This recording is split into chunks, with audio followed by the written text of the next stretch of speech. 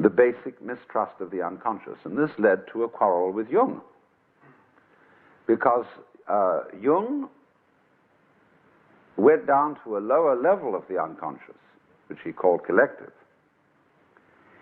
and found out that there was a patterning process here, formative patterning process,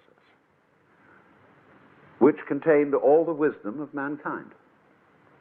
So, for example, if you say, well, it's a great pity that the American Indian culture is wiped out, a Jungian would say, I know it is a pity, but it's all still there in the depths of the psyche, and sooner or later it will all emerge again.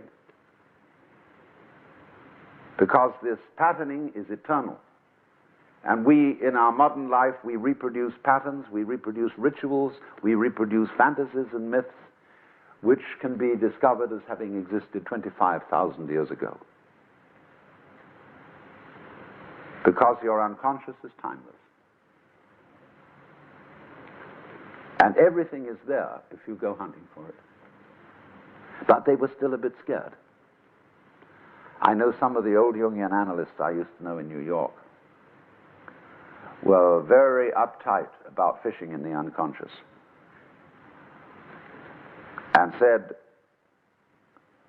yeah, true, but there is also in the unconscious the primordial slime, which is full of serpents and crocodiles and the most things that give us the heebie-jeebies.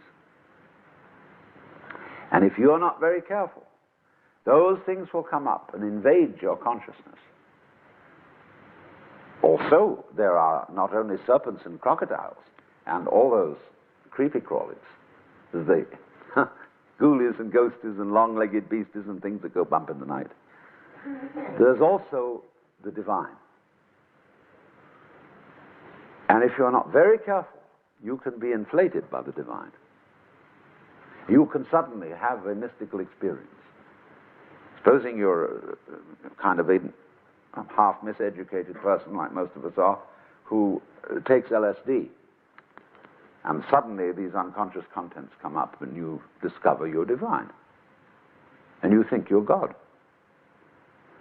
And you take on all these airs and graces. I mean, the people like Meher Baba, who ran around announcing that he was personally in charge of the universe and expected to be treated as such. Well, we put such people in the nut house. That's what they did to Jesus. That's intolerable. And Jung was right, in a way, when he said that is inflation. It is turning your ego into God instead of having God as your ego.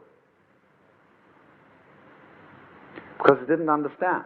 You have to, in other words, obviously, if you are going to let up all these great energies in the unconscious, you must be wise.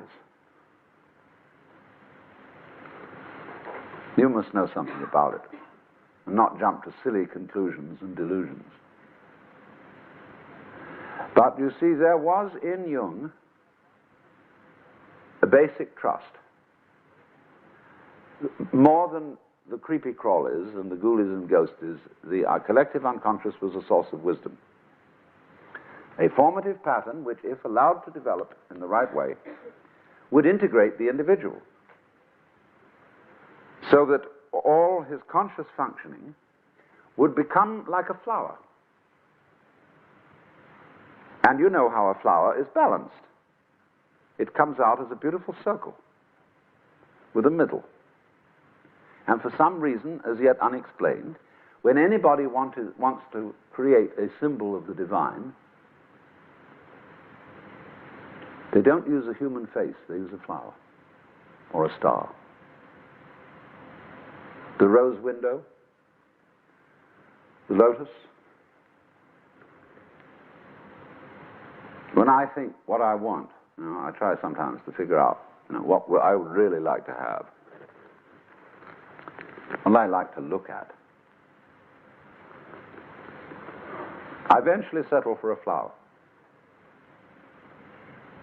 It's why they bring flowers to sick people in hospitals. Take a morning glory and look at it. Did you ever see such a thing? Well, they say in the Freudian explanation, you're using that as a substitute for a vagina. Well, I say that's not an answer to a question, it raises a new one. What's so interesting about a vagina?